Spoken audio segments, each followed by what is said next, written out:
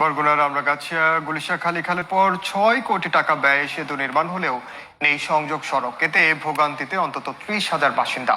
সাঁকো দিয়ে সেতুতে উঠতে হচ্ছে চলাচলকারীদের। তবে শিগগিরই সংযোগ সড়ক নির্মাণের আশ্বাস এলজিইডির। রুবেল হোসেনের ছবিতে সাইফুল মিরাজের রিপোর্ট। সংযোগ সড়ক না থাকায় সাঁকো দিয়ে উঠতে হচ্ছে সেতুতে। যান চলাচল বন্ধ বরগুনার আমতলী উপজেলার গুলিশাখালী ইউনিয়নে। গত ১ বছর ধরে ভোগান্তিতে অন্তত ৩০,০০০ বাসিন্দা। স্থানীয়রা জানান, আমরাগাছিয়া গুলিশাখালী খালের ওপর ৬ কোটি ২২ লাখ টাকা ব্যয় নির্মাণ করা হয় সেতুটি। ঠিকাদারি প্রতিষ্ঠান কাজ সম্পন্ন করলেও গত ১ বছর ধরে নির্মাণ হয়নি সংযোগ সড়ক। এতে পুরো ইউনিয়নে যান চলাচল বন্ধ রয়েছে।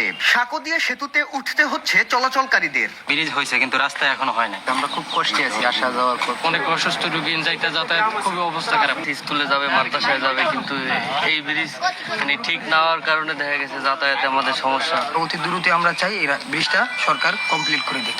তবে সেতুটির সংযোগ সড়ক নির্মাণের জন্য শিগগিরই দরপত্র আহ্বানের আশ্বাস এলজিইডির। যে ডিজাইন বর্তমানে এখন দিয়েছে সেই ডিজাইন অনুযায়ী এস্টিমেট করে ঢাকায় পাঠিয়েছি। অনুমোদন এলেই শুধু অ্যাপ্রোচ সার্কের জন্য আমরা আলাদা টেন্ডার করবো। নতুন ঠিকাদার নিয়োগ হলে খুব শীঘ্রই আমরা আশা করছি যে এই ব্রিজটা নির্মাণ হয়ে যাবে। সেতুটি নির্মাণের জন্য ২০২৩ সালের ১৯ মে ঠিকাদারি প্রতিষ্ঠান মেসার্স কোহিনুর এন্টারপ্রাইজ অ্যান্ড ত্রিপুরাকে কার্যাদেশ দেওয়া হয়। ২০২৪ সালের জুনে নির্মাণ কাজ সম্পন্ন করে প্রতিষ্ঠানটি।